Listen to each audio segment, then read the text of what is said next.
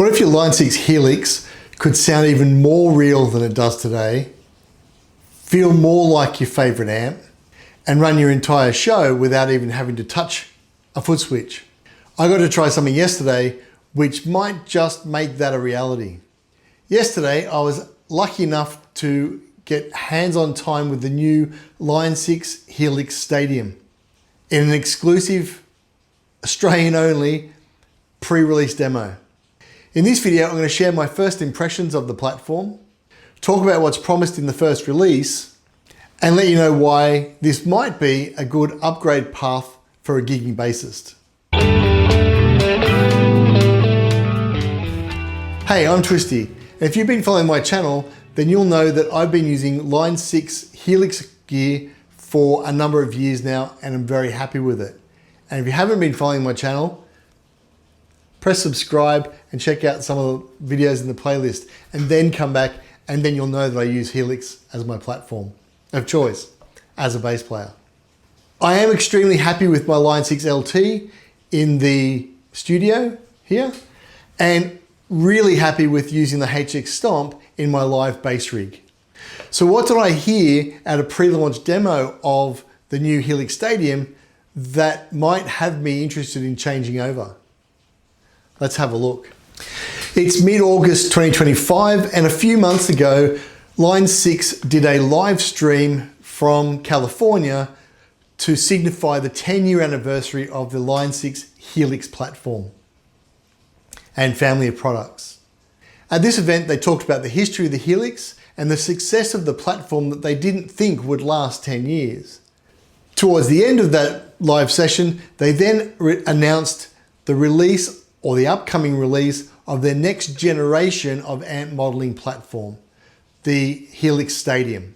Now, in the days and weeks that followed that event, there was lots of social media and YouTube events where people were giving their ideas and thoughts on this new platform, even though no one had really touched it. Not being at the event myself and not having any hands-on experience with the new Stadium, I have withheld my comments and my thoughts. Lucky for me, Line 6 and Yamaha Australia have decided to do a pre-launch event around a number of certain locations across Australia over the next couple of weeks, and I was lucky enough to go to one of the events in Sydney last night to get some hands-on, although not playing, but actual touch and feel and hearing of the Line 6 Stadium. So let me give you my first impressions of the new platform. If you've seen any of the media promoting the new platform, you'll know that Line 6 are looking to release two new platforms in the Stadium brand, the Helix Stadium and the Stadium XL. Similar in concept to what they have today with the Helix Floor and the Helix LT, the Stadium XL has one extra input for your bass, so you can have two instruments coming in with their own dedicated paths. It has two extra effects loops and an extra dual controller to put a second expression pedal or two other external foot switch pedals on. Like the current Floor and LT models, it does come with its own inbuilt expression pedal, whereas the Stadium itself doesn't have that. The other significant difference, well, cosmetic difference between the two models is, again, like the Floor and the LT, the Stadium XL has the scribble strips, whereas the Stadium itself does not. Now, I've been using a Helix LT and I don't miss the scribble strips, but people who have the Floor love them. So up to you.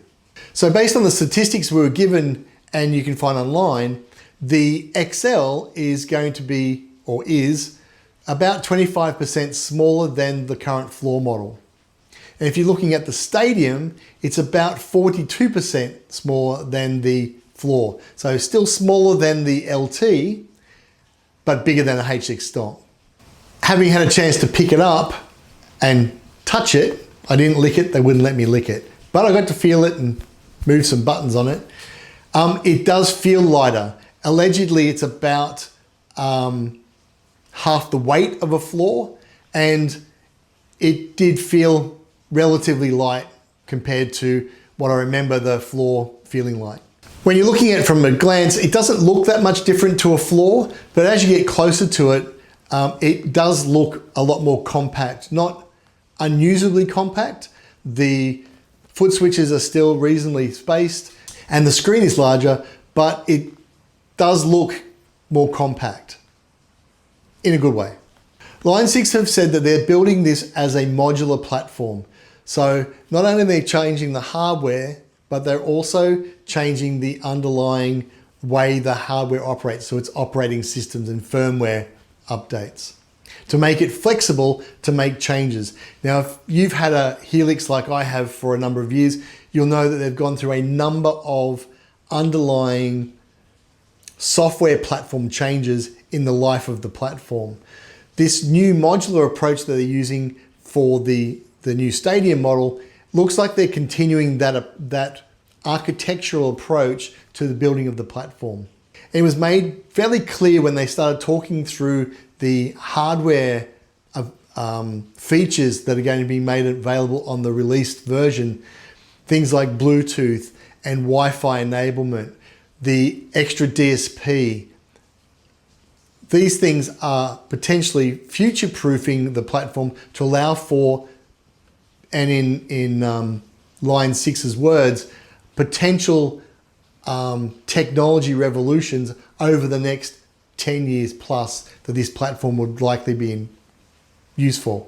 Now, like with the 10th anniversary video, which put a link above, that I suggest you have a look at to get more in-depth view on what's allegedly coming with the platform and the future of the platform. Not all of the hardware features and software features were enabled on the pre-release version that I saw last night. The core functionality, the tone modules, etc. were available, but they weren't demonstrating Wi-Fi or Bluetooth, etc. Some of the new magic they're putting inside the box to future-proof it is increasing the amount of DSP that's available. They're putting a 64-bit floating point processor in, which means it's much more powerful, exponentially more powerful than the current Helix platforms. They're also putting graphics units in it, GPUs. And GPUs, if you're in the IT space, you'll know is what's being used for AI modules. So just having that in there gives you better graphics on screen, but also the ability for future AI capability to potentially be optimized on this platform without another major hardware update or refresh. This gives, in my opinion, Line 6 the ability to add a plethora of functional capability to this device without having to bring a screwdriver in and do any other major upgrades. So it's clear to me, especially from what I saw hands-on last night, that Line 6 are intending for this to be a long-term platform. Compared to the existing platforms, they've increased the dynamic range on all the inputs. Now, on the XL, you have two instrument inputs, which both now have a headroom of 126 decibels, which is awesome. Across all the other inputs, the auxiliary ins and the effects loops, the returns, they have a 120 decibel headroom. The LT that I use at the moment also only has a single instrument input.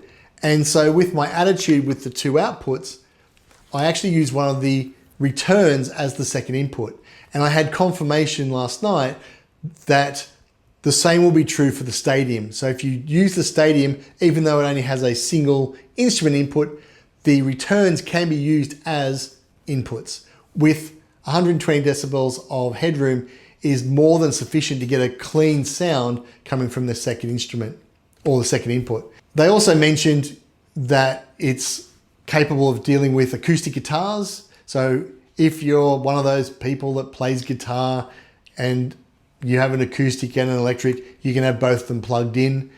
I don't know why you'd be a guitarist when you can play bass, but for any guitarist watching, yes, you can. From a software upgrade perspective, the Line 6 team announced a new modeling platform they've called Agora. The demonstrations I've heard from videos online have been great. but not significantly different. A lot of the focus of the Agora amp modeling has been around perfecting the feel of the amp, which largely comes from the power stage. So the tone itself comes from the preamp, and the preamps on the Helix at the moment are pretty good. The focus of the Agora modeling has been to not only improve the current preamp design, but also focus on the power stage and the power stage circuitry.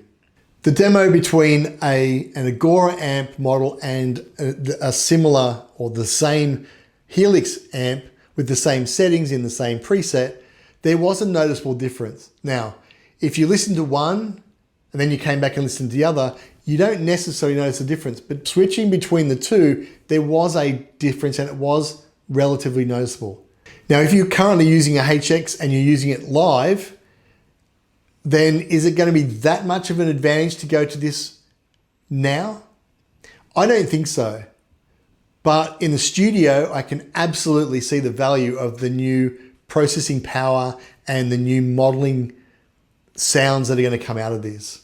One of the examples they talked about was the modeling of the tube itself and the transformer interaction with the tube. So you can go right down into rabbit holes of finite tuning beyond where even the current Helix model does around sag and etc. At launch, they're talking about having 16 guitar amps and 6 basses under the Agora modeling technology. To put that in perspective, the current Helix platform has 18 bass amp models across its legacy amp models and the current release of technology. The biggest difference apparently, or as explained last night, was that with the Agora amp models, all of the channels for that amp model will be in that model. So for example, there's an Ampeg SVT in the current Helix. There is one for a normal channel and one for a bright channel. What we were told last night is the Ampeg SVT model would have both channels available to it to select from the single model. So to me, that makes it more realistic and allows you to play around with that without going, do I want the bright, do I want the normal? I don't know the difference, having 2 patches. It means that I can experiment with the amp as I would be if it was physically in front of me. The extra DSP and the bigger screen space, they've also meant that they can add another 2 control knobs to the front. So there's now 8 control knobs sitting across the front of under the screen, meaning there's more alignment of the knobs to the controls. So when you're sitting in front of a bass amp, you're going bass, mid, treble, etc. And then tuning of other parameters, if they're available. On the current Helix, you have to screen across to try and get those line up. With the bigger screen size on the Stadium and the additional controls, I found it was much easier to get a single view of tweaking the amp under my fingers as if I was playing with a real amp. I thought this was good. Maybe cosmetic, but I found it useful. So even though they're limiting the number of bass amps on the initial release to 6, I think in all reality, you are probably going to find the amp that you use today on your Helix is probably going to be made available for you on day one. And again, one of the main reasons I stick with the Helix platform versus moving to one of the others is because of the support Line 6 give for bass players. The Line 6 team did confirm last night that any existing presets that I had on my HX Stomp or my LT could be imported directly as is and perform at least at the same level of quality that they do today. So this to me was great. The upgrade path was going to be perceived to be quite seamless. In other videos I've seen, they talk about the concept of a hype knob. And this hype knob is one of the things that allows for simplistic use of the new platform for amp control or absolute granular real life-like use. Now I may get this the wrong way around, but I think it's if the hype knob is fully off, then the amp is modeled exactly like the real amp, warts and all. It would have exactly the same characteristics as the live amp if it was sitting in front of you. The hype knob then allows you to have it being tamed, or like as if you were in a studio with an engineer who was EQing around and making some changes to make it sound better for the record. Think of this as like having a friend who knows exactly how you want your coffee to be. They don't have to ask, they just hand it to you and it tastes great. Hot, just how you like it. The right milk, the right temperature, the right number of shots, with or without sugar. Yeah, I can't live without the sugar in the coffee. You also can say no to them and I want to make it myself. So this to me gives you the best of both worlds. If you want that ultimate control over how the amp sounds compared to a real one, or you want that engineered, more clear record-like sound that you don't have to worry too much about, then the hype knob's good. I found the Line 6 Helix to be one of the most useful physical devices and intuitive to use. It's got tactile knobs to use to change values, etc. Moving to the Stadium, I found the bigger 8-inch screen looked big, but it also made it easier to read when looking down at the board than the current models, even though they're relatively easy to review. The touch screen was really responsive and it was very intuitive. As I said, there's more knobs or tactile knobs to make adjustments. The touch screen allows you to drag and drop controls.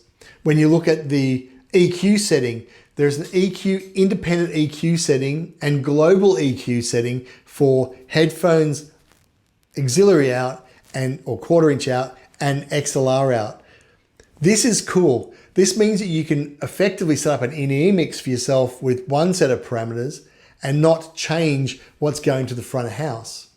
All the sliders were touch available and you could use the volume knob as well. So again, the tactile user interface of Line 6 is really excellent. Playing around for about 2 minutes on the Stadium, I was really surprised at how much more intuitive it was to use than the current platform. I think you'll be really surprised when you start playing around with it, how really useful it is. I do a lot of my editing with HX Edit because I find it easier. Moving to the Stadium, I'm not sure I'll be using it quite as much. On that topic, the Wi-Fi integration the integration of Wi-Fi into the Stadium also means that there's no longer a requirement to tether or cable the Stadium to a laptop or a computer. The indication last night was that whatever the new version of HX Edit is that it will support this is likely to be more of a user interface that could run on a tablet or your phone or the like. Now this wasn't demonstrated, it was only hinted at, but the use of Wi-Fi and all the requirements people have around controlling their current Helix with a tablet, it makes sense that that may likely come out is the new version.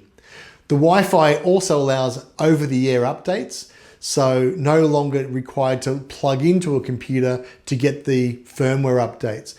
This, I think, is also something that's going to be quite useful going forward. Two of the features that they talked about but can't demonstrate at the moment because they're not in the current pre-release model is the showcase automation. So if you watch the other videos around, you'll see this is effectively like having a live producer at your foot. You can pre-program full automation of your stage show, from controlling your lights, changing your presets, plugging, tapping in and out of effects, etc. Everything based on an automation. You basically tell it at this part of the song, I want this to happen. At this part of the song, I want this to happen. You can also have it control your backing tracks. So if you're a solo performer or a duet in a small venue, you've got backing tracks, you've got lights to control, and you're currently pressing foot pedals everywhere and touching laptops. This to me gives you the ability to effectively run your entire set without, so you click the first button to start, and then after that, don't need to press any more buttons going forward. They demonstrated a little bit of this, but not to the full extent of the automation. So again, if you are a person who uses backing tracks or you're playing in a solo duo type small venue, I think this will be a significant advantage to you. You no longer have to drag a laptop or a tablet around with you to get all those other features happening in your rig. Cloning of amps has been around for a while. Tonex and the Quad Cortex have been doing it for a while. I think it may be available on the Fender, but I'm not sure. Don't quote me on that. Again, not demonstrated, not currently available, but promised through the Helix Stadium platform is the ability to clone other amplifiers. The significant difference that I found interesting when they talked about it in the pre-launch is that the processing of that cloning would happen in the cloud rather than on the device. Using current technology platforms, when you want to clone, it effectively takes your device offline whilst you are processing that clone, meaning you can't use the device until it's finished. The promise that Line 6 are giving is that if you do the cloning, you do the capture with your device, and then the processing of that cloning happens somewhere else, which means you can continue to play with your device and do whatever you're doing until that tone capture is available, download it, and then it's available for use. I think this is a good idea. I'm not a big tone capture guy. I've got a MarkBass amp, which I'd probably like to capture, but I haven't gone through that process. I don't know how much I'm going to be likely to use it, but I think if you are into tone capturing, then I think this is very promising. Would I upgrade just to get this? I wouldn't, but you know, it might be important to you. The last feature that they talked about, again, wasn't available at the moment to demonstrate, but they talked about quite confidently, is a Nexus protocol. So they're looking to provide effectively a plug-in module, like an auxiliary output module, or a hub if you like. If you're talking about your iPad, it'd be like plugging a hub into the back, USB hub in the back of your iPad. Some of the features of that which are exciting is one of them was an optical connection. So at the moment in my studio, I connect my LT to an Apogee audio interface. The audio interface is my primary studio model, and I extend that with my Helix. The ramifications of this is that you can have up to 8 additional channels or inputs on your Helix, meaning that I could switch that around. I can get rid of my audio interface, only have the Helix Stadium, and anything else I plug in, like an 8 input not an audio interface, but an 8 switch rack unit, dumb as, but has 8 inputs. I can optically connect that in, and now my Helix has an additional 8 inputs for microphones, other instruments, drums, whatever I want. So this now makes, in the studio, I think, the Stadium even more better, more gooder than my current Helix solution, which I'm, again, really happy with. So to me, that's a big step up in the studio that I will take advantage of when it comes out. Another feature they talk about for this additional inputs is the use of Cat6 or Ethernet cable, computer wiring. Cat6 cabling or audio or computer cabling has been more and more used to reduce the complexity of running audio XLR mic cables around the stage. So there's, if you're using a digital audio interface now, you can plug into an external box and run an Ethernet cable to the main digital desk, and that will give you an extension of all of those. Protocols like the Dante protocol and other digital audio interface standards could be integrated into this technology in the future with Line 6. To me, that from a live perspective, that makes this even more streamlined. I can now run a single Ethernet cable out of the back of my Stadium into a network device, which consolidates everything on the stage and then send one signal back to a digital audio. Now, That might not excite a lot of people. And with my bass playing hat on, doesn't really matter. But as a stage, get rid of all the clutter and reduce the number of cables, it excites me a lot. So again, I don't know where that's going to go to, but it has future expansion options that would be fantastic if Line 6 goes down that path in the future. So hearing it live, getting hands-on, touchy-feely with some of the controls, does the Line 6 Stadium impress me? Definitely. If you're on the fence about moving to amp modeling, then the Agora models will or should tip you over the edge to move to that. I'm very excited about some of the hardware updates and the future proofing of the platform. The increased DSP that gives 12 blocks to a path, which is an increase on the current 8. So I can get more effects and amp models, etc. on the one path than I can even get today. And the integration of Bluetooth means that I can potentially get rid of my Bluetooth dongle, which I use for wireless MIDI control, either from my Helix or to my Helix. So to me, again, this is one less thing I've got to buy to connect in that may go wrong. It's all in the box. So I am excited about some of these hardware changes.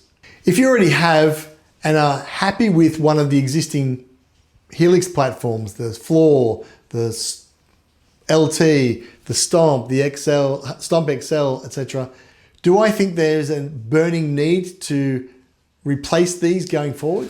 After playing around with the device for, albeit a couple of minutes last night, so nothing in depth, my first impressions are that the Helix Stadium isn't just going to be a spec bumped version of the Helix. It is a ground up re-architecture and new generation of amp modeling going forward, in my opinion.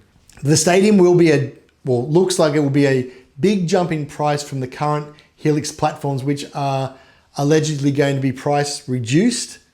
They will be continually supported going forward, and they will have a price reduction to make them more attractive in that mid-market, where the Stadium will now be a more pro market, if you want to use those words. They didn't use them, they're my words. It's a big jump from the Floor, which is a massive jump from the HX Stomp. So if you're happy with your HX Stomp, then this might be a reach too far for you for the extra features that you're going to get. So my impression is, at this stage, without having more use of it, if you're happy with your current Helix platform, it sounds great to you, it's easy to use, it's not causing you issues, then the urgent need to jump is probably not going to be there. If you're new, definitely go after it. If you've got an existing platform, you don't want to spend the extra money, and the extra features aren't really anything that's of that interest to you. Especially live, the sound difference at the moment is probably not going to be the bit that pushes you over the edge. For me, as a bass player, my current rig, I will be staying with the HX Stomp until they come out with a version that replaces that, which they have not announced or indicated. So I may be on that platform for a while now. But in the studio, I'm probably going to want to upgrade for some of the reasons I talked about earlier. When this comes out, I will probably end up getting it. And at that point, I'll be able to do some deeper videos on it. Up until then, let me know which of the features you've heard of or expecting that you think are the ones that would push you over the edge to do the upgrade. And if you haven't seen it, check out this video on why I like the Helix platforms compared to the other ones. Catch ya.